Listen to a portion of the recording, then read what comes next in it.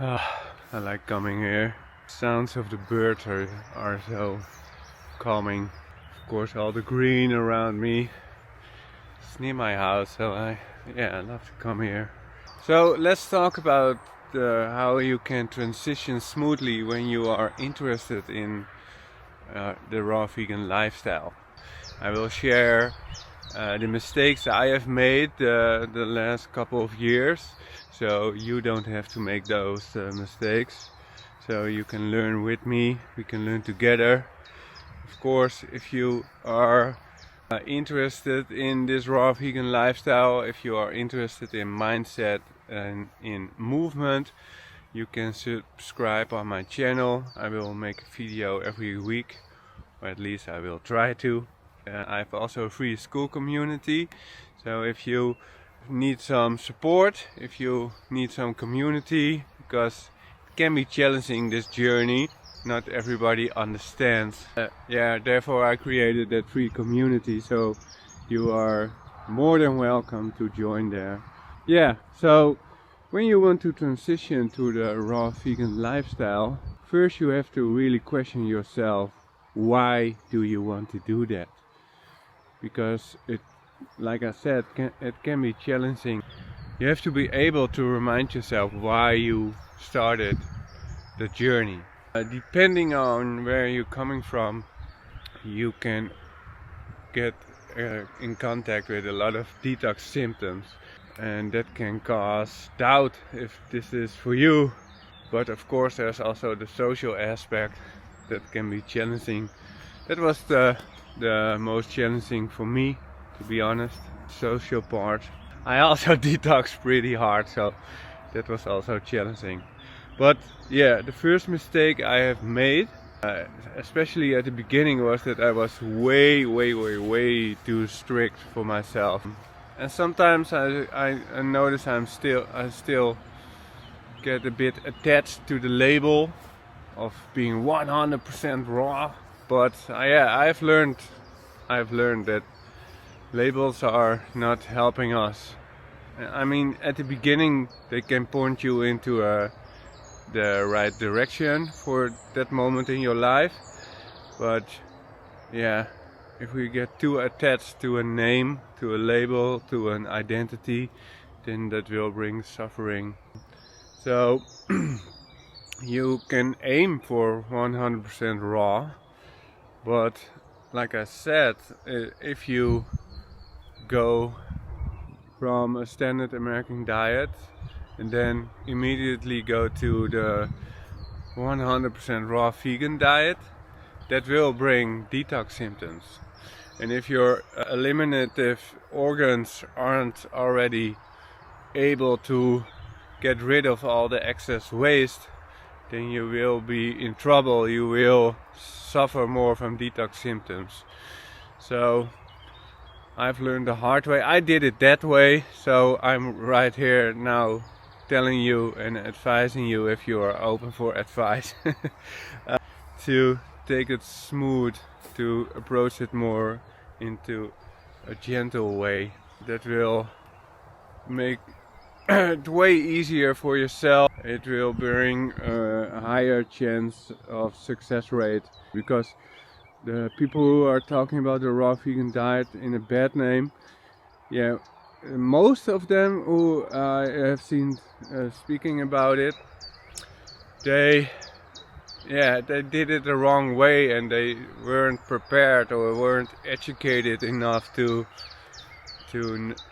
separate the detox symptoms from real things that were maybe going on. So you know your why and handle a good approach.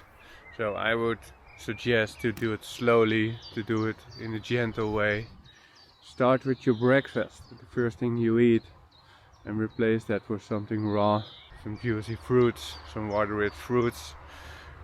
Try that for 1 week. If you like it, you can slowly build up. Then let's talk about lunch. If you do 3 meals a day, of course, and so you can slowly build things up, and you will transition more gently. And of course there are some, I'm real interested also in the work of Arnold Ehret, and he talks about the mucusless diet, and there are multiple meals you can incorporate during this journey that aren't raw, but they will still support not creating mucus and make the transition more easy.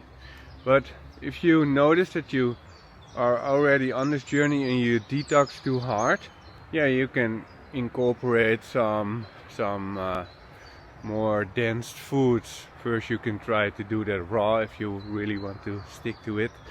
And otherwise you can incorporate some cooked foods like sweet potatoes or just normal potatoes. But I wouldn't boil them, I would bake them or put them in the oven then. It's also based on the work of Arnold Ehret. But so the first mistake I have made was that I was going way too hard and being way too strict. But it all depends where you are coming from. I was dealing with a lot of health issues, so I felt lost and desperate and was open to try everything. So first mistake, take it slow, don't be too strict, be a human. Second mistake I've made that I'm sharing with you so you don't have to, is that I was not eating enough. This is a diet of abundance, so you can let go of counting calories, you can let go of eating too much. You need to eat volume on this diet, because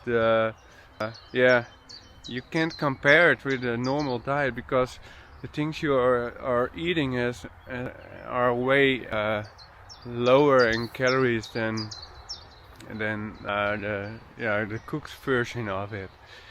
So eat enough, eat until you are full and really feel satisfied.